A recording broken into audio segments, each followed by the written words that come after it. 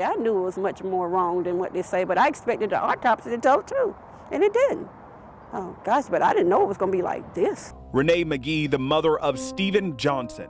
Back in October of 2000, he was just 24 years old. His body pulled from the Ocmulgee River along Spring Street at MLK Boulevard in downtown Macon. This comes after he went missing for 6 days. At the time, Johnson was on state probation, and reports by that office say he tested positive for marijuana. In that report, it documents that he jumped into the river while still handcuffed from behind in an attempt to run from officers. As Johnson fled, it led to a citywide search. His mother claims she was misled by probation officers as to where and when the incident initially happened.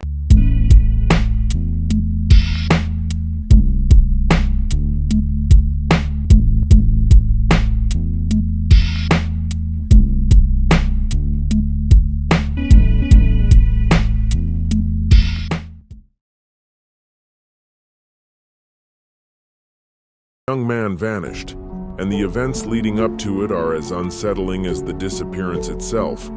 Steven Lamond Johnson, a son, a brother, and a friend, went missing under circumstances that raised more questions than answers. And at the center of it all was none other than the law enforcement themselves, and a trail that seemed to go cold far too quickly. This is a story about a mother's relentless fight for answers, and a system that appeared indifferent to her pain. Welcome to True Crimes of the Dirty South. The location is Macon, Georgia. It started with a knock at the door, a knock that changed everything. It was October 10th, 2000, a quiet evening around 6:15 p.m. Renee McGee was home alone. Her son, Steven Lamond Johnson, was out, and the house felt still. When she opened the door, she didn't expect to see her son's probation officer, Mr. Stembridge, standing there. Something about it felt off.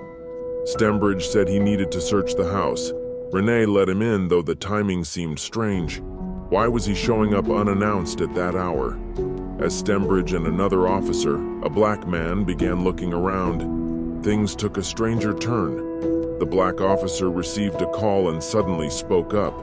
He said Steven had been spotted across the river, near a building known as the Ice House. Without wasting a moment, the officer left to follow the lead. But Stembridge stayed behind.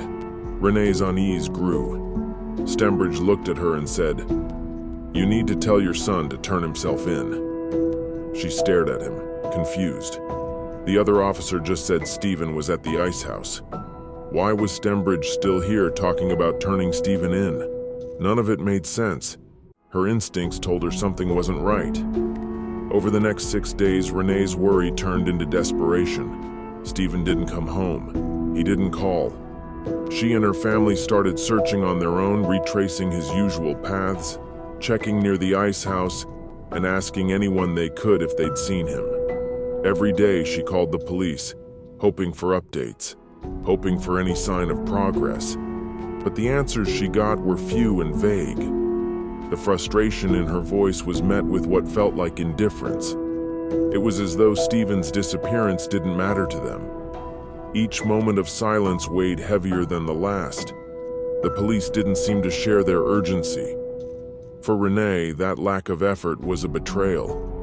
She felt abandoned, left to carry the burden of searching for her son on her own. 6 days of unanswered questions and sleepless nights turned into the harsh realization that Steven might not come back. Her son vanished, and no one seemed to care enough to find him. What began as a normal evening became a nightmare she couldn't wake up from. And for Steven, it seemed the system failed him long before that night. Now what happened earlier that day? Steven had been called to his probation officer's office for a random drug test. Officers Roger Stembridge and Dale Freeney claimed Steven tested positive for marijuana. They said he was arrested on the spot inside the office. Steven was just 1 day away from completing a 6-month intensive supervision probation program when, according to their story, everything spiraled out of control. The officers said they searched him, handcuffed him, and escorted him to a state vehicle to transport him to the local jail. But they claimed Steven broke free, running away while still handcuffed. They said he headed toward Walnut Street and jumped into the Ocmulgee River to escape. A search began immediately with officers combing the area, but they reported no trace of him. 6 days passed without answers, and then the truth began to unravel. Steven's handcuffed body was discovered in the Ocmulgee River near downtown Macon on October 16, 2000. His death raised more questions than answers. Officer Stembridge had claimed Steven escaped after 5 p.m. on October 10th, but eyewitnesses painted a different picture. Former Macon police officer Joseph Calloway, who joined the search, shared a chilling detail. He said Officer Chris Bartlett announced over the radio that Steven had been apprehended around 2:35 p.m. that same day. Calloway added that by 3:15 p.m., another announcement over the radio instructed uninvolved officers to leave the scene and make way for the coroner. These discrepancies were impossible to ignore. The timeline didn't match. The explanations fell apart under scrutiny. And for Steven's family, the pain of losing him was only made worse by the lies and unanswered questions surrounding his final moments. So after that, Macon's black community began to rise in protest. People demanded answers from law enforcement, refusing to let Steven's story fade into silence. Just before nightfall on October 16, 2000, Steven's body was pulled from the Ocmulgee River. It was near Martin Luther King Jr. Boulevard and Spring Street, right in the heart of downtown Macon. The scene was grim. His body was sent to the Georgia Bureau of Investigation's Regional Crime Lab for an autopsy. When Renee McGee was told about her son's death, her grief turned into shock when she saw his body. The injuries she saw didn't match the reports she'd been given. She described it in painful detail. A gash over his right eye, his mouth twisted unnaturally, his left hand limp, and his legs contorted. The sight was horrifying, but what came next only deepened the mystery. The autopsy report didn't mention any of those injuries. According to the report, GBI medical examiner Dr. Melissa A. Sims ruled the cause of death as asphyxia by drowning. But Renee couldn't accept that conclusion. She believed her son's death was no accident. The evidence didn't add up. There was no water in Steven's lungs, no signs of aspiration in his airways, and the blunt force trauma to his face, his disfigured features, couldn't be ignored. His face was practically unrecognizable. Steven's death left too many unanswered questions. How could a handcuffed man manage to escape, let alone maneuver the cuffs from behind his back? The toxicology report only added to the inconsistencies. It showed no traces of cannabis or any drugs in Steven's system. Renee McGee knew one thing for certain. Her son's death wasn't as simple as they claimed. The story law enforcement told didn't match the evidence, and for her, the fight for the truth was just beginning. Steven deserved justice, and his mother wasn't going to stop until she got it. So after learning about the autopsy report, it was already too late. Steven had been buried, but Renee wasn't ready to let the matter rest. Desperate for answers, she had her son's body exhumed, not once, but twice. She turned to the Georgia chapter of the NAACP, who connected her with Dr. Henry Johnson, a medical examiner based in California. He reviewed the GBI's findings and came to a startling conclusion. Steven's death appeared to be a homicide. Dr. Johnson's evaluation painted a starkly different picture from the official report. The cause of death wasn't drowning, but severe trauma from a brutal beating. Steven had injuries consistent with blunt force trauma and even gunshot wounds, 3 in total, including one fired at point-blank range into his head. The official autopsy had only mentioned asphyxia, but it left out these critical findings. Dr. Johnson's assessment made it clear Steven's death wasn't accidental. Renee also hired a private investigator, Paul Wesley Parker III, to dig deeper.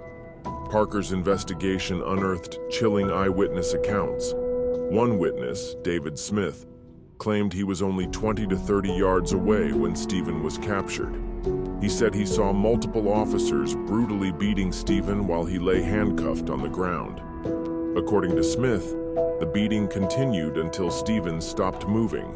Then, the officers allegedly uncuffed his hands from behind, recuffed them in the front, and lifted him by his white t-shirt and feet. Smith's statement grew even more disturbing. He said the officers swung Steven's lifeless body back and forth before throwing him into the river. Blood stained the ground where the beating took place, and Smith even found 2 of Steven's teeth covered in blood at the scene. Another witness corroborated Smith's account, stating that the officers didn't stop hitting Steven until he went silent. These revelations were devastating. Renee now had evidence that her son's death wasn't just a tragic accident or a case of negligence. It was something far darker. The fight for justice was no longer just a quest for answers. It was a battle against a system that had failed her son at every turn. And after years of fighting, Renee McGee continues to seek the justice that has eluded her for so long. She has never wavered in her belief that law enforcement officials were involved in her son's death. She has also called for criminal charges against coroners and medical examiners who, she claims, produced fraudulent reports. Her fight has specifically targeted Bibb County Coroner Lonnie Miley, who she believes omitted the true cause of Steven's death in his report. Advocates and family members have rallied around her, pointing to glaring inconsistencies in the official narrative. They question how Steven could have escaped and ended up in the river, handcuffed, when so many witnesses claim to have seen him beaten and thrown into the water. For nearly 2.5 decades, the pain of unanswered questions has lingered. Renee's fight has not been easy. The probation officer central to the case, Roger Stembridge, has since passed away, leaving even fewer paths to accountability. But despite the years that have passed, she has not stopped searching for answers. After more than 2 decades, justice remains out of reach, and Steven's story stands as a stark reminder of a system that has failed so many others like him. That's all for today's video, guys. Thank you for watching. And what do you think about the inconsistencies in this case? Do you believe enough has been done to uncover the truth? Let us know your thoughts in the comments below. If you found this video informative, please give it a thumbs up, share it with others, and subscribe to our channel for more stories like this. Don't forget to hit the notification bell so you never miss an update. Together, we can keep these stories alive and demand justice. Thanks for watching True Crimes of the Dirty South.